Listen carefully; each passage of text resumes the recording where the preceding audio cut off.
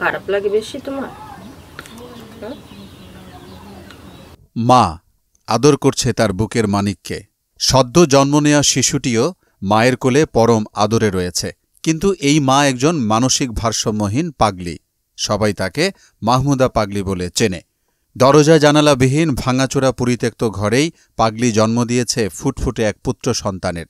কিন্তু কে এই সন্তানের বাবা তা জানে না পাগলি নিজেও। তাই বিষয়টি নিয়ে এলাকাবাসীর মাঝে চাঞ্চল্যের সৃষ্টি হয়েছে। মাহমুদা খানম নামের এই পাগলি সীতাইকুণ্ড গ্রামের দিনমজুর মালেক মিয়া ও গৃহিণী জায়দা বেগমের মেয়ে। 5 সন্তানের মধ্যে মাহমুদা সবার বড়। অভাবের তাড়নায় 10 বছর আগে মাহমুদা ঢাকায় গার্মেন্টসে চাকরি নেন। সেখানে ভালোবেসে বিয়ে করে পাতেন সংসার।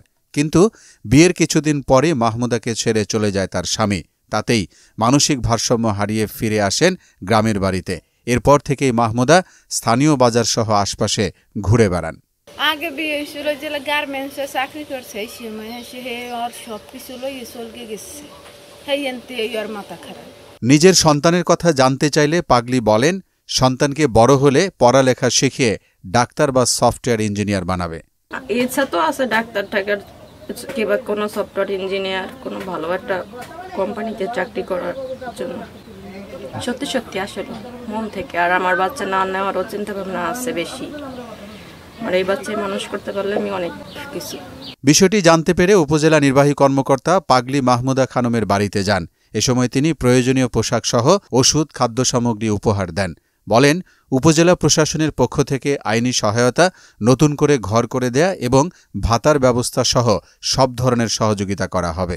আর আমরা নবজাতকের জন্মের খবর পেয়ে আমরা নবজাতকের প্রারম্ভিকভাবে যে জিনিসগুলো বা উপকরণগুলো প্রয়োজন আমরা সেই উপকরণগুলো আমরা দিয়ে এসেছি এবং মায়ের যে পুষ্টিকর খাবার দরকার সেই খাবারগুলো আমরা দিয়েছি।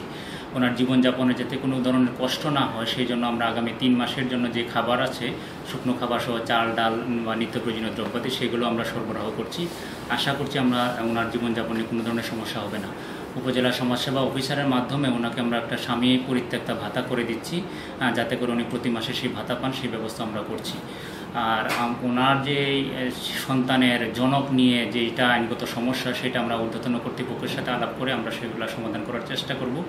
আর লালন পালন নিয়ে যদি আমরা দেখি যে না, ভদ্রমহিলা ওই সন্তানকে লালন পালন করতে কোনো ধরনের অসুবিধার সম্মুখীন হচ্ছেন, তাহলে আমরা ছোটমণি নিবাস রয়েছে সমাজসেবা অধিদপ্তরের, সেখানে যোগাযোগ করে আমরা তার লালন পালনের ভার নিব ইনশাআল্লাহ। পাগলি হলেও তিনি যে মা, তা সন্তানকে এভাবে আদর করা দেখলেই বোঝা যায়। এই মায়ের সন্তান সমাজে আর 10 জনের মতোই বেড়ে উঠবে, সেটাই হোক সবার চাওয়া।